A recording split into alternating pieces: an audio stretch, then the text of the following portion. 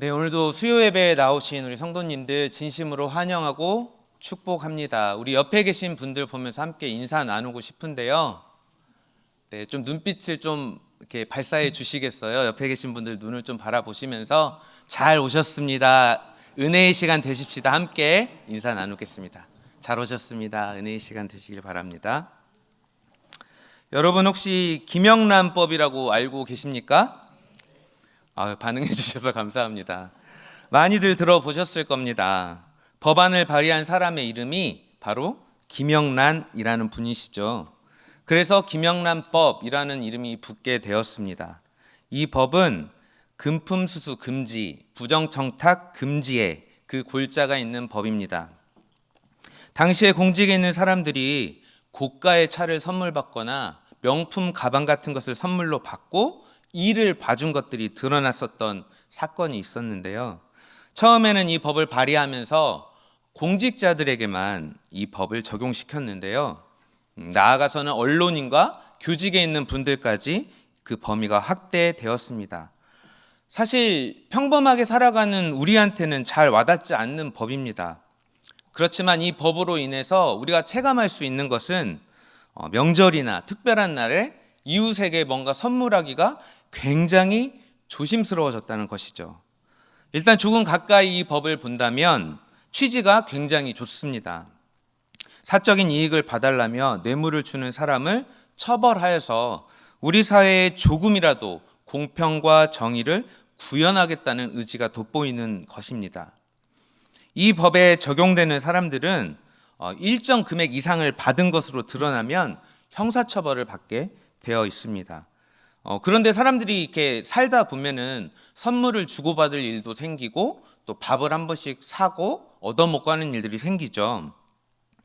그래서 이런 일상을 이렇게 좀 제한할 수는 없다 하여서 이 법에 이렇게 상한선을 두게 됩니다. 초기에는 뭐 식사, 다과 같은 거에는 한 3만 원 밑으로는 괜찮다. 그리고 선물은 5만 원 밑으로는 괜찮아. 또 경조사비는 10만 원 정도 괜찮아. 이렇게 좀 그 기준을 정했습니다. 근데 막상 법을 실행해 보니까 이 기준들이 너무 타이트했던 것이죠. 그래서 이래저래 개정됐다가 지금은 20만 원 정도로 이렇게 딱 맞춰진 것으로 알고 있습니다. 그러면 이 법이 실행되고 나서 우리 사회에 진짜로 뒷돈을 받고 편의를 봐주거나 이런 일들이 근절되었을까요? 다 알고 계시죠? 어떤 현상이 나타나는지 아십니까? 여러분 김영란 세트라고 들어보셨습니까? 99,900원, 식 99,900원 그런 이렇게 아슬아슬하게 리미트를 걸리지 않는 선물 세트들이 나오기 시작했던 거죠. 죄송합니다. 물 한 번만 먹고 시작하겠습니다.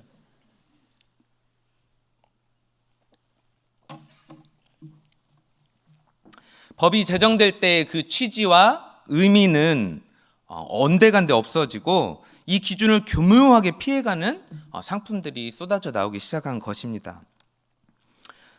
오직 이 법에 저촉되는 것만을 피하는 방법으로 그 모양만 바뀌게 된 것이죠.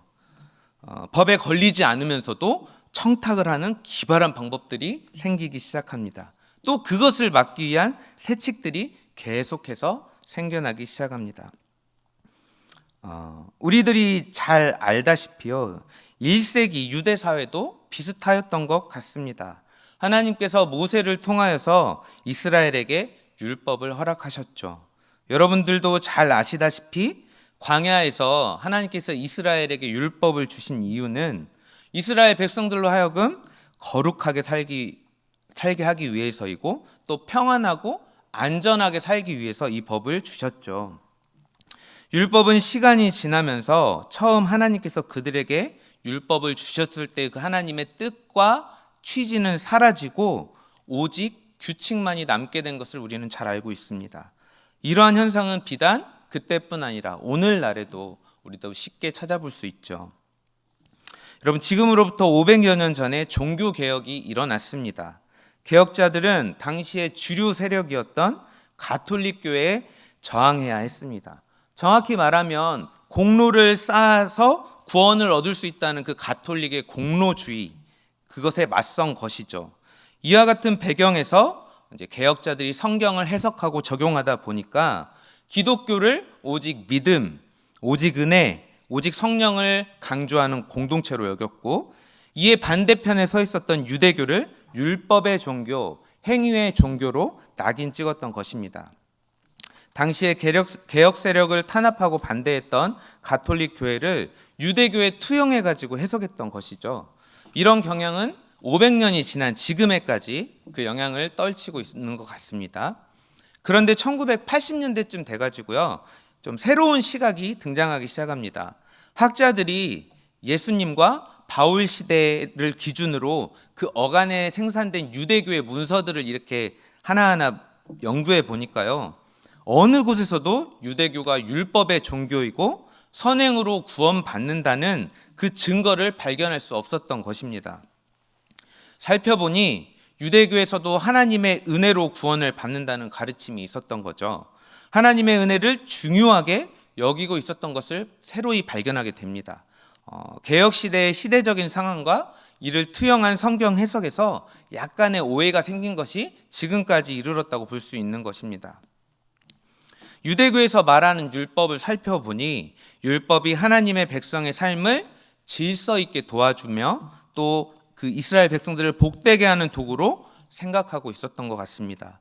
율법은 하나님과 사람 사이에, 사람과 사람 사이에 평안을 이루는 장치로 주어졌다고 여긴 것입니다. 율법의 목적은 이렇게 그 이스라엘 백성으로 하여금 샬롬을 이루며 살게 하는 것이었는데 문제가 발생하죠. 그 문제는 이 목적이 왜곡되기 시작되었다는 것입니다. 예수님 당시에 기득권을 가졌던 종교 지도자들이 이 율법을 그들의 기득권을 지키는 용도, 그런 수단으로 바꾸어서 사용했던 것이죠. 자신들의 욕심과 욕망을 수호하는 수단으로 율법을 사용하기 시작했던 것입니다. 율법이 주어졌던 그 의미는 새카맣게 잊어버리고 율법 자체를 목적이 되게 만들어 버린 것입니다. 예수님은 이런 율법 자체를 반대하셨다기보다는 종교적이고 형식적으로 변해버린 그런 율법을 강력하게 반대하셨던 것입니다. 예수님은 왜곡된 율법으로 인해 억압당하고 차별당하고 고통받는 사람들을 바라보며 슬퍼하고 분노하고 고통스러워 하셨습니다. 오늘 우리가 읽었던 이 본문의 저자인 사도 바울 또한 예수님과 마찬가지로 이 왜곡된 율법을 바라보며 마음이 아팠던 것을 볼 수 있죠. 또 이 율법을 악용하여 자신들의 욕망을 채우기 위한 도구로 사용하는 사람들을 보며 강력하게 비판하고 있습니다. 바울은 갈라디아 교회와 그 성도들을 향하여서 특별한 마음을 갖고 있었습니다. 갈라디아 교회의 성도들은 바울을 굉장히 따뜻하게 맞아주었고 바울이 처했던 그 어려운 상황을 외면하지 않았습니다. 그들은 바울을 하나님의 천사와 같이 또는 예수님과 같이 영접했다고 말씀에 기록되어 있습니다. 바울을 돌보기 위해 큰 희생도 마다하지 않았던 거죠. 그런 그들에게 바울은 아버지와 같은 마음으로 복음을 전했고 그들 또한 아주 뜨겁게 응답했습니다. 이렇게 주 안에서 형제되고 가족된 갈라디아 교회 성도들에게 큰 위기가 다가옵니다. 우리 성도님들도 잘 알고 계실 텐데요. 바울이 떠나간 다음에 바울이 전한 복음과는 다른 복음을 전하는 사람들이 등장한 것이죠. 그들은 유대인으로 여겨집니다. 예수님을 부정하지 않았습니다. 다만 이방인 성도들에게 하나님이 백성이 되려거든 유대인들이 준수하는 율법을 너희들도 지키고 그 방식과 동일하게 살아가야 한다고 가르쳤던 것입니다. 그래야만 완전한 하나님의 백성이 될 수 있다고 주장했습니다. 그 가운데 가장 대표적인 것이 할례입니다. 이방인으로서 예수를 믿으며 산다는 것은 그들을 유혹하는 환경에 맞서 고단한 싸움을 해야 하는 것이었을 것입니다. 스스로의 모습을 보며 내가 구원받은 사람이 맞는지 헷갈리고 미심쩍을 때가 많았겠지요. 하나님의 백성이 되었다는 눈에 보이는 증거를 간절하게 원했을 것입니다. 이때 이 할례가 확실한 증거가 될 수 있었던 것이죠. 굉장히 매력적이었을 것입니다. 결국 갈라디아 교회 성도의 일부가 그 불안한 마음을 이기지 못하고 할례를 받았던 것 같습니다. 바울이 선포한 은혜와 성령의 복음이 왜곡되고 무너질 위험에 처하게 된 것이죠. 이 소식을 들은 바울의 마음이 어땠을까요? 다른 복음을 전했던 자들과 그들의 설득에 넘어가 버린 이 갈라디아 교회 성도들을 바라보면서 참담함을 금치 못하였을 것입니다. 바울은 슬픔과 분노를 안고 갈라디아 교회 성도들에게 말하고 있습니다. 하나님의 약속이 눈에 보이는 율법을 지키는 것보다 더 낫다고 말하고 있는 것이죠. 이 율법이 우리에게 주어진 목적과 그 이유에 대해서 말하고 있습니다. 이 율법이 존재하는 그 나름의 이유가 있었습니다. 목적이 있었는데 그 모든 것은 종국의 예수 그리스도를 통해서 완성될 것이라는 것을 선포합니다.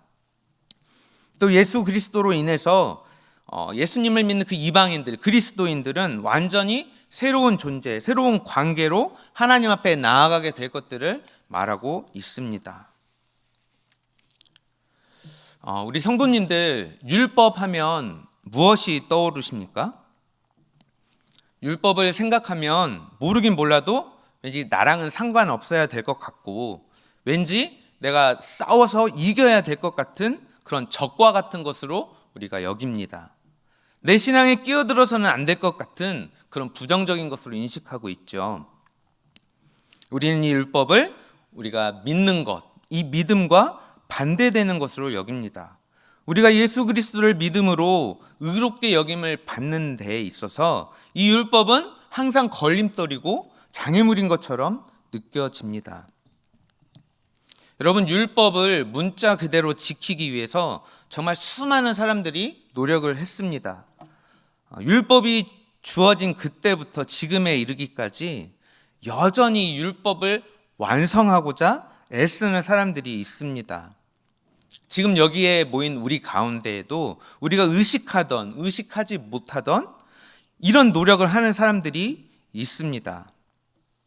그러나 그 율법이 주어진 때부터 지금까지 그 누구도 완벽하게 율법을 지킨 사람은 아무도 없습니다.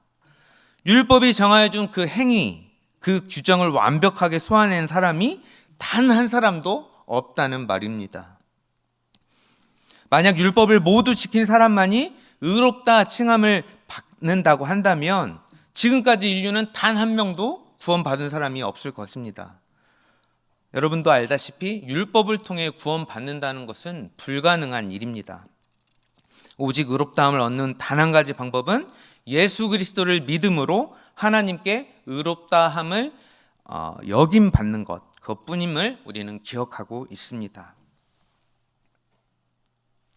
우리는 율법을 구원받음에 있어서 아무런 쓸모없는 행위로만 인식하고 있습니다. 이렇게 부정적인 인식에도 불구하고 율법에는 하나님이 부여하신 역할이 있습니다. 앞서 이야기한 것처럼 문제는 율법을 왜곡시켜서 이 생명을 억압하고 고통스럽게 만드는 악함에 있습니다. 율법이 처음 주어졌을 때의 그 목적, 공동체의 질서와 평안을 가져다 주는 것, 하나님의 백성들을 거룩하게 하고 생명의 존재를 지키고 서로를 존중하게 만들려는 하나님의 선한 의지가 녹아 있었습니다. 그렇지만 시간이 지나고 율법이 왜곡되기 시작하죠. 율법 자체가 악한 것이 아니라 그것을 사람을 올가매는 멍해로 왜곡시켜버린 죄성이 악한 것입니다. 율법을 폐기해야 한다고 하는 사람들도 간혹 있습니다. 이 또한 옳지 않은 것입니다. 우리는 이 율법을 어떻게 보아야 하고 어떻게 인식해야 할까요? 우리는 오늘 바울의 말씀을 통해서 율법의 목적과 이유에 대해 정확하게 알아보고자 합니다. 먼저 바울은 약속과 율법을 비교하며 하나님의 약속이 우선임을 우리에게 알려주고 있습니다. 우리 15절 함께 읽어보도록 하겠습니다. 읽겠습니다. 시작.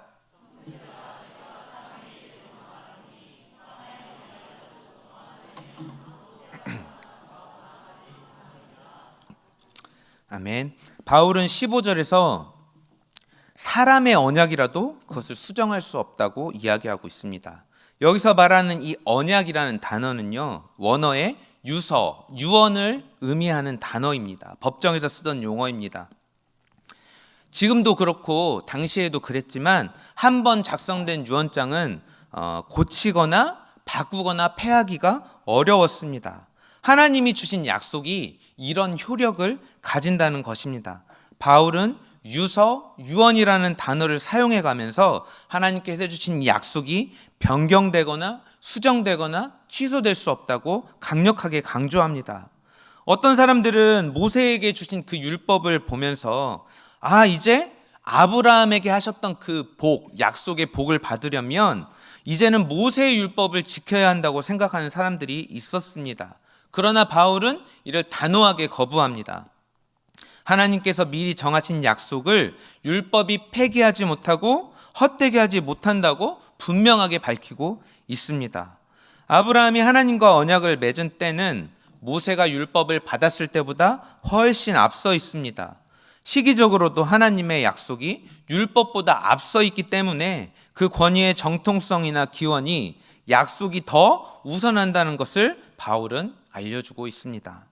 우리 18절 한번 같이 읽어보도록 하겠습니다. 시작. 만일 그 유업이 율법에서 난 것이면 약속에서 난 것이 아니리라. 그러나 하나님의 약속으로 말미암아 아브라함에게 주신 것이라. 28절 말씀에서 유업을 언급하고 있죠. 이 유업은 하나님의 약속에 근거한 것이지 율법에 근거한 것이 아닙니다. 하나님께서 하신 약속은 그저 말로만 하고 끝나는 약속이 아닙니다. 여러분, 아브라함과 그 자손들에게 하나님께서 가나안의 땅을 주겠다고 약속하셨습니다. 그때 아브라함에게는 자손이 없었을 때입니다. 자손이 없는데 그 자손에게 땅을 주겠다고 하나님께서 약속하신 것이죠. 하나님은 그 약속을 이루시기 위해서요, 죽은 몸 같던 아브라함과 다쳤던 사라의 태를 다시 여시고 생명을 주셨습니다. 그리고 이삭을 허락하셨죠. 하나님은 자신의 약속을 이루시기 위해서 기적적인 일도 행하시면서 그 약속을 실현시키는 분이십니다. 이것은 하나님의 약속에 의한 은혜입니다. 아브라함과 사라가 이 일을 성취하는데 그 어떤 영향도 줄 수 없음을 우리는 잘 알고 있습니다. 바울은 이를 통해 하나님 앞에 의롭다함을 얻기 위해서 유대인이 행하는 모든 율법을 지켜야 한다는 그 거짓 교사들의 터무니없는 주장을 좀 이렇게 격정적으로 분노한 마음으로 이야기하고 있습니다. 의롭다함을 얻는 것은 순전히 약속을 이행하시는 하나님의 은혜 때문이지 율법이 아니라는 것을 말하고 있습니다. 우리는 모두 하나님의 언약을 받은 자들입니다. 하나님의 은혜로 구원을 받은 사람들입니다. 하지만 여전히 우리는 하나님이 이루신 이 완전한 구원에 우리의 노력과 수고를 보태야 할 것 같은 부담감을 느낍니다. 그리고 기어이 그런 수고를 하고 있죠. 어떤 이는 열심히 교회에 나와서 봉사를 합니다. 어떤 이는 모든 예배와 기도의 자리에 성실하게 참여함으로 그 부담감을 해소하려고 합니다. 어떤 사람은 도덕적이고 선한 삶을 통해서 그 부담을 떨치려 했습니다. 하지만 이런 모든 것들이 어떤 구원에 도움이 되거나 구원에 이르는 방편이 되지 않는 것을 우리는 기억해야 합니다. 이런 삶의 모습은 오히려 하나님의 약속을 받은 사람으로서 우리의 삶 속에서 자연스럽게 드러나야 마땅한 것입니다. 우리는 구원을 받을래야 받을 수 없는 자들입니다. 우리가 은혜로 구원을 얻었고 그 구원을 얻은 것에 감격하고 기뻐함으로 인해서 예수님을 따라가며 살아갈 때 자연스럽게 나타나야 되는 모습인 것입니다.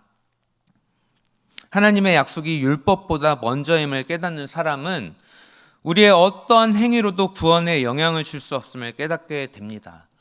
사랑하는 성도 여러분, 우리의 구원은 율법의 행위나 율법을 통하여 얻는 것이 아니라 하나님이 우리에게 주신 은혜의 약속 때문임을 꼭 기억하시기를 바랍니다. 구원은 하나님의 약속으로 받는 것입니다. 우리에게 선물로 주어지는 것입니다.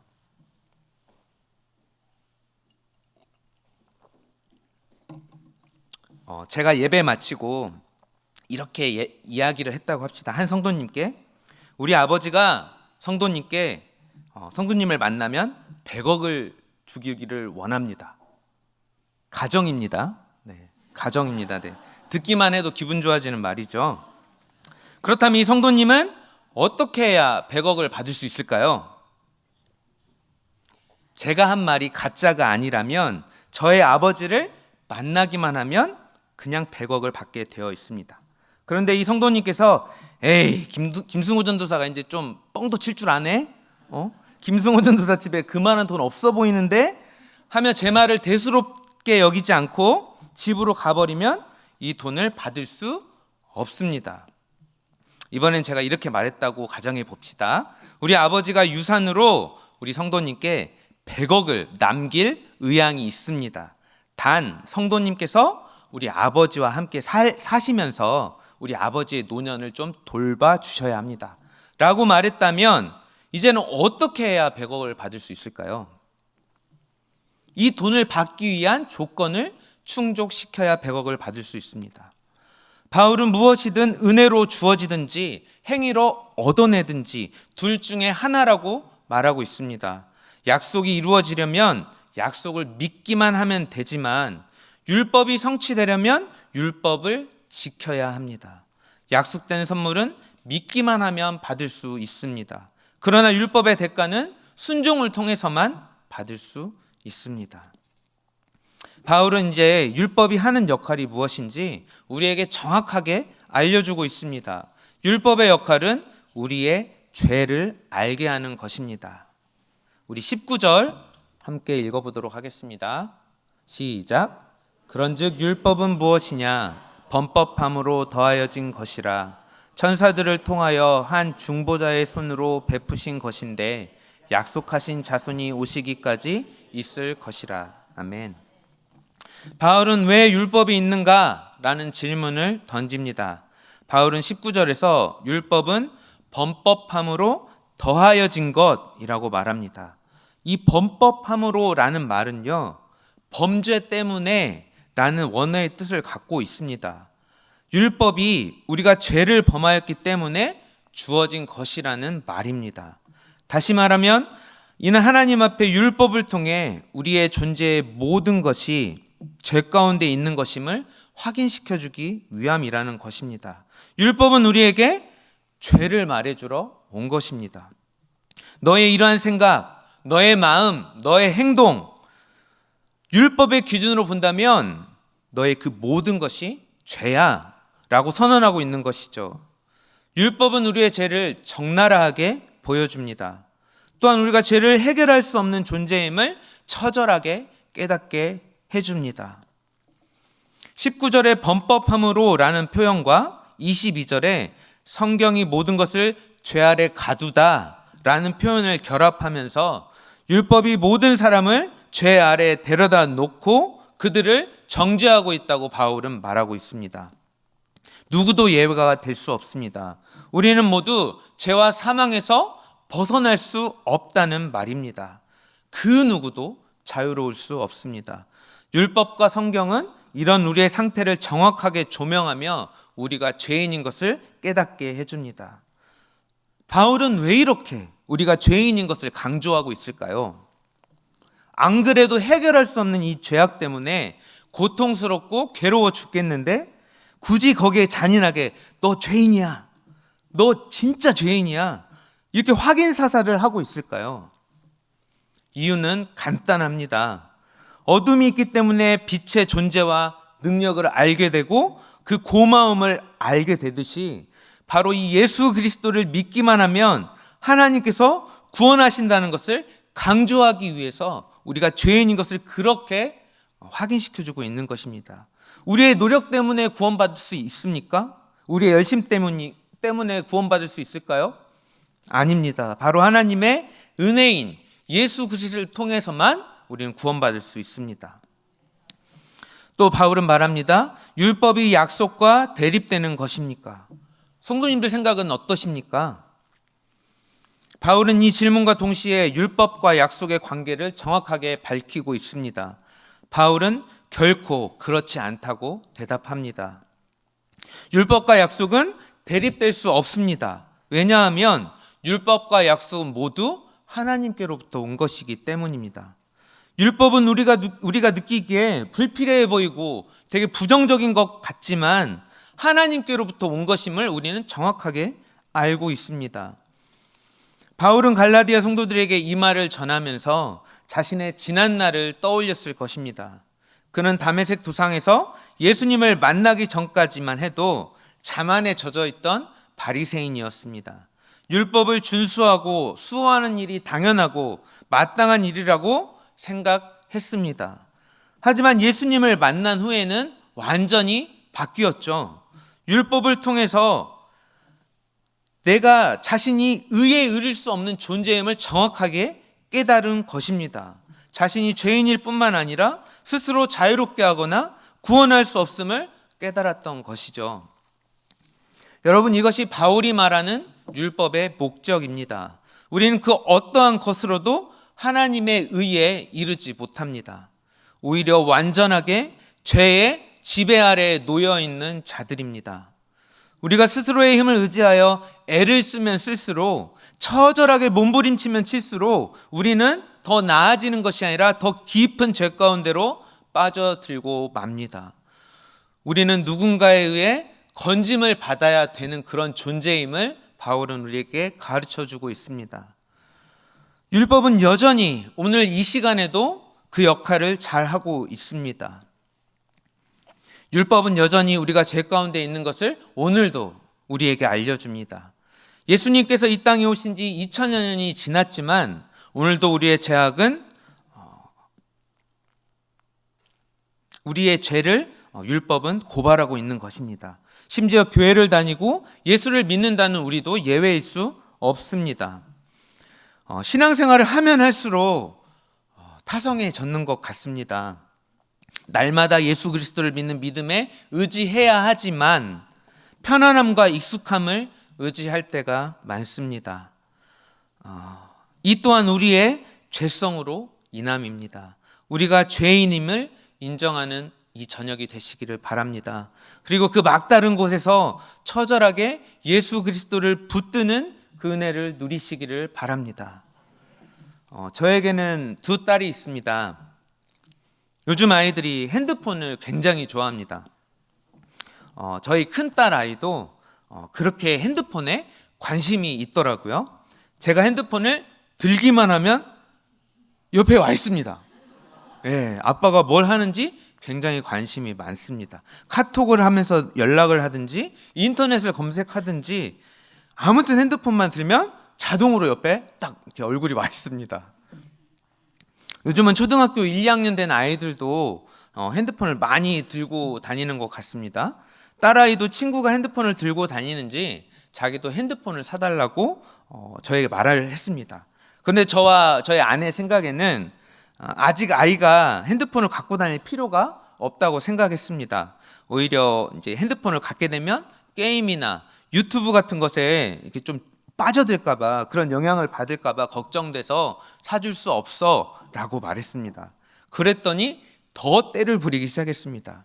그래서 아이에게 말했습니다. 아빠는 너가 핸드폰이 생기면 그것에 좀 중독될까봐 좀 걱정돼서 못 사주겠어. 그랬더니 자기는 스스로 조절할 수 있다는 겁니다. 눈을 동그랗게 뜨고 저에게 확신에 찬 눈빛으로 말했습니다. 어찌나 자신감 있게 대답하든지 제가 좀 놀랬죠. 당황하고. 그래서 조건을 걸었습니다. 아이가 이제 하루에 한 이렇게 몇 분 정도 이렇게 만화 영화 보는 시간이 있습니다. 앞으로 3개월 동안 이 매일 보던 만화 영화를 보지 않고 너의 그 욕망을 절제하는 모습을 보여주면 그때 가서 핸드폰을 사줄지 말지 생각을 해보겠다 라고 말했습니다. 사준다고 안 했습니다. 네. 생각해 보겠다고 했는데도 아이는 자기가 그것을 증명해 보이겠다고 약속을 했습니다.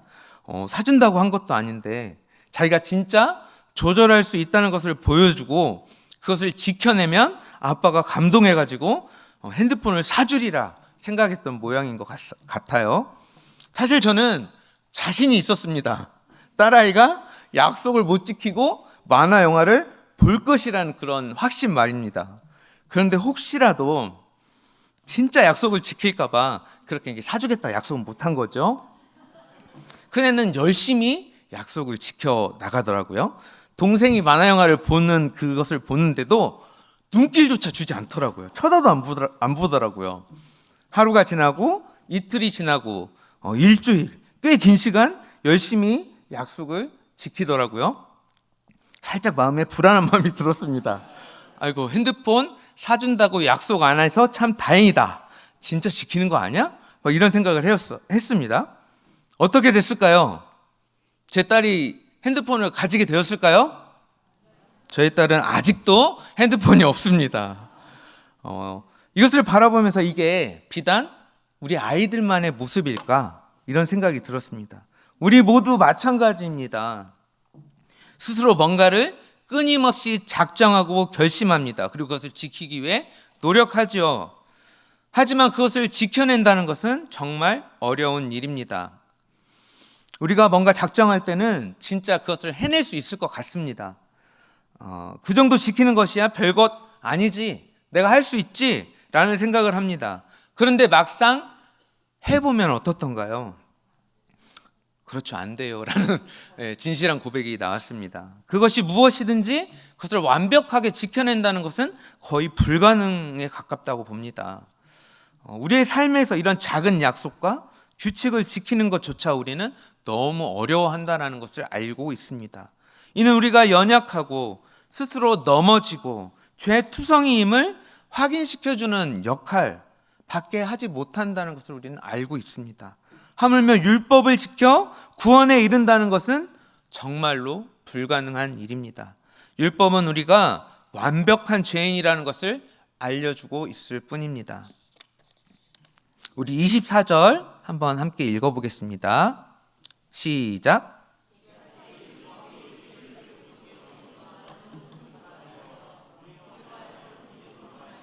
의롭다함을 얻게 하려 합니다.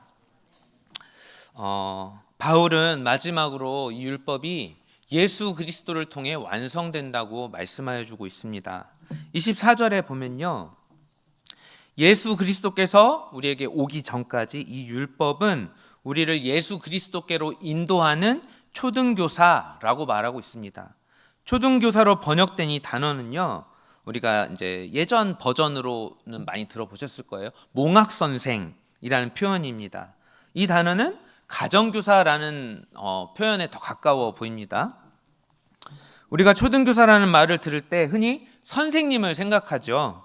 하지만 당시에 이 초등교사는 귀족들의 자녀들을 가르치고 보호했던 노예를 말합니다. 그들은 노예였지만 이 귀족들의 자녀들을 감독하고 지도했습니다. 이들이 성년이 되어서 스스로 결정할 수 있을 때까지 그들을 보호했던 것이죠. 율법이 초등교사와 같았다고 말하고 있습니다.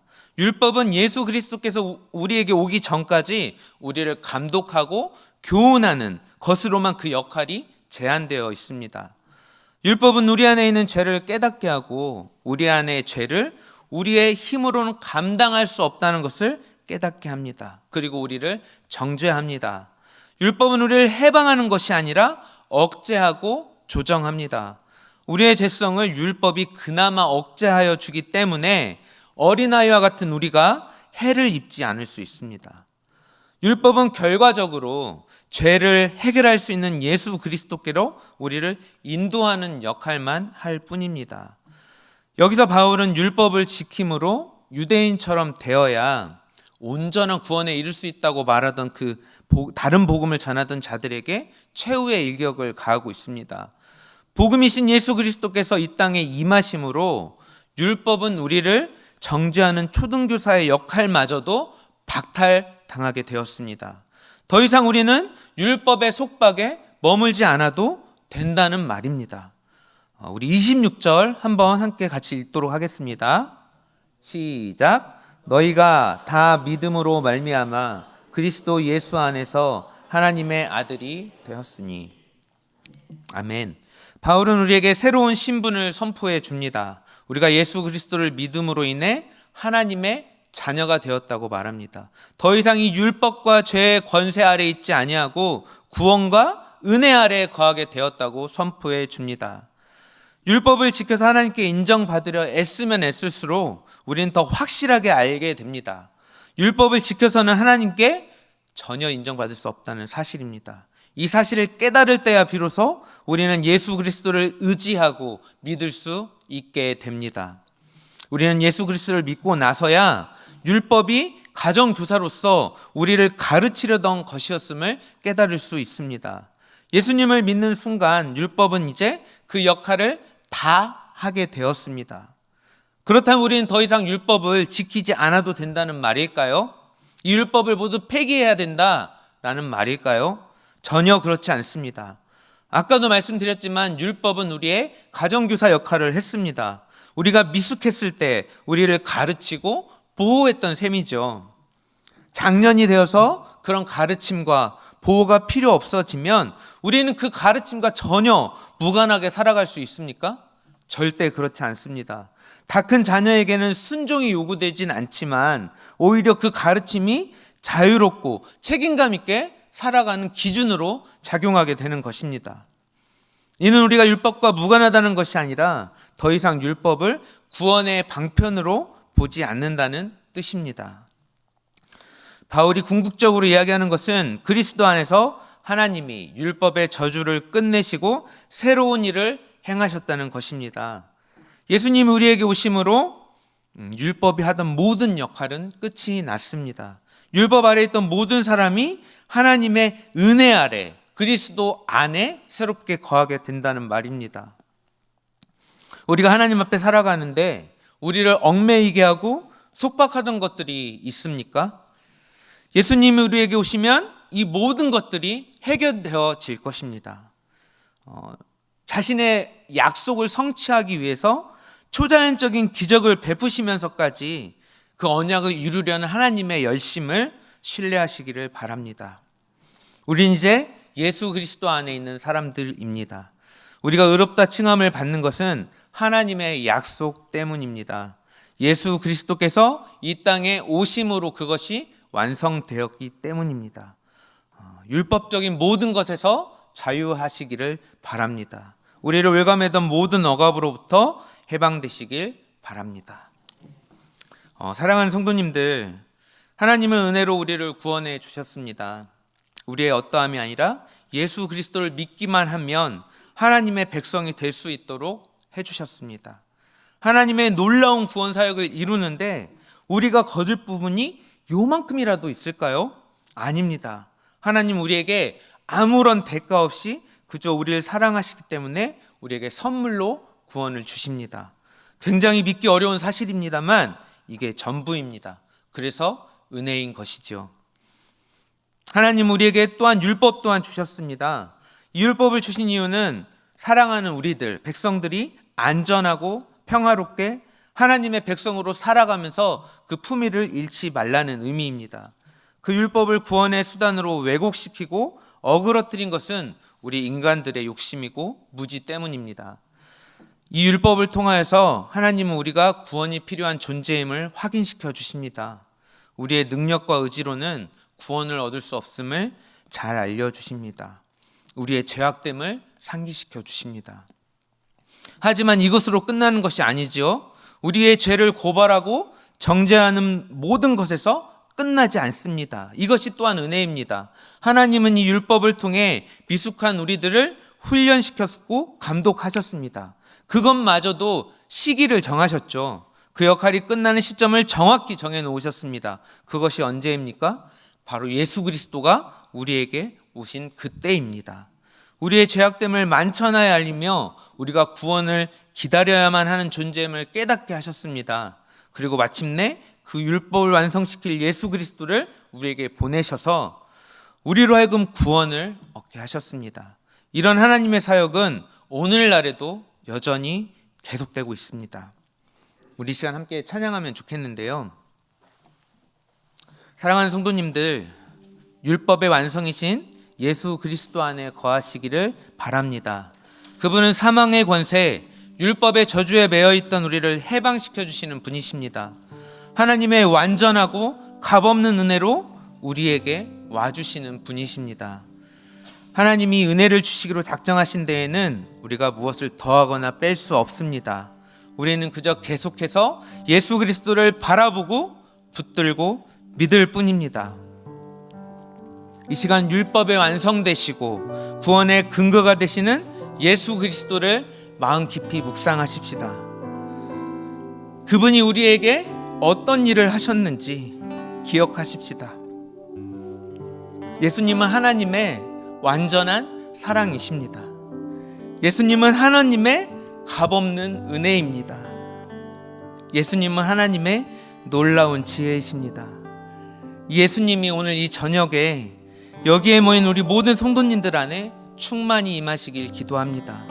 이 예수님과 함께 살아가시길 기도합니다. 우리 함께 찬양하겠습니다.